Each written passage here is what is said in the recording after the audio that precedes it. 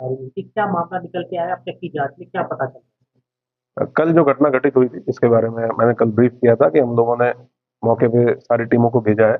5 टीमें गठित की गई हैं जो ये चेक कर रही हैं कि क्या क्या एविडेंस हमारे पास अवेलेबल है।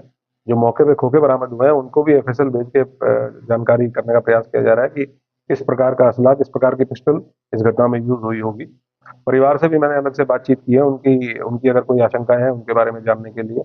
एक स्पीड ट्रैफिक के नेतृत्व में छठी टीम हम लोगों ने सीसीटीवी कैमरा के लिए लगाई है, क्योंकि वो एक बहुत महत्वपूर्ण एविडेंस हमारे पास है, जिसके माध्यम से जो ICCC का कंट्रोल रूम है और अन्य भी जो प्राइवेट लोगों के कैमरे लगे हुए हैं, हम लोगों के कैमरे लगे हुए हैं, उनसे महत्वपूर्ण फुटेज प्राप्त हो, ताकि जो वाहन यूज हुआ है और जो लोग घटना करने के लिए आए हैं उनके बारे में उनका हुलिया पता करने में हम लोगों को मदद मिल सके।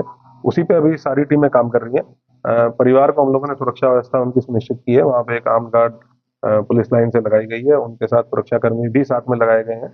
और ये 6 की 6 टीमें हैं, लगातार सीनियर ऑफिसर्स के द्वारा सुपरवाइज किया जा रहा है। और हम लोग उम्मीद कर रहे हैं कि जल्दी हम लोग घटना का अनावरण करें। घटना किस प्रकार से हुई, क्यों हुई, कौन लोग इसके पीछे थे, इसके बारे में विस्तृत जानकारी हम लोग निकाल पाएंगे जब घटना का अनावरण होगा और अपराधी पकड़े जाएंगे। उनसे डिटेल में पूछताछ की जाएगी। तो क्या लगता है विदेशी पिस्तौल से फायरिंग हुई है क्या?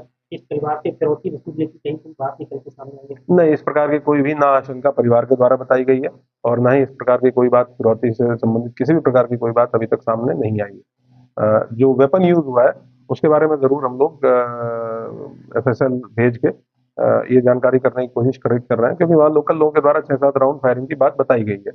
और कुछ लोगों के अलग अलग वर्जन है मौके पे, लेकिन जो फील्ड यूनिट के द्वारा भी वहाँ पे मौका मुआयना किया गया, उनका भी ओपिनियन है कि मल्टीपल राउंड वहाँ पे फायरिंग हुई है। तो कौन सा वेपन इसमें यूज हो सकता है, इसके संबंध में कंक्लूसिवली बताना तभी पॉसिबल हो पाएगा जब जो हमें वहाँ खाली खोखे मिले हैं उनका एक बार टेस्ट हो जाए कि किस तरह का वेपन उसमें यूज हुआ है। 9mm के कुछ खोखे मौके से बरामद हुए हैं, तो ये तो क्लियर है कि पिस्टल उसमें यूज हुई है, लेकिन कौन सी पिस्टल यूज हुई है इसके बारे में कंक्लूसिवली अभी बताना पॉसिबल नहीं होगा।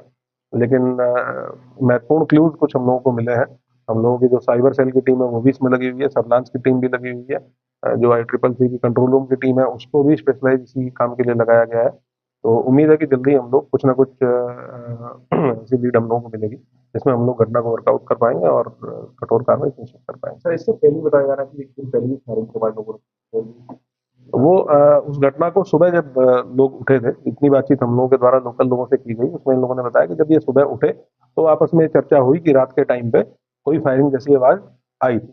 तो उसको भी एस्टेब्लिश किया जा रहा है, उसको भी हम लोग क्योंकि सीसीटीवी फुटेज हमें लगभग सिर्फ घटना के समय का नहीं देखना है, उससे 72 घंटे पहले 72 घंटे बाद तक का भी हम लोगों को सीसीटीवी फुटेज देखना है कि कौन कौन लोग वहाँ आए या कौन कौन लोग उसके बाद आए, पहले कौन कौन आए। इसीलिए थोड़ा टाइम उस चीज में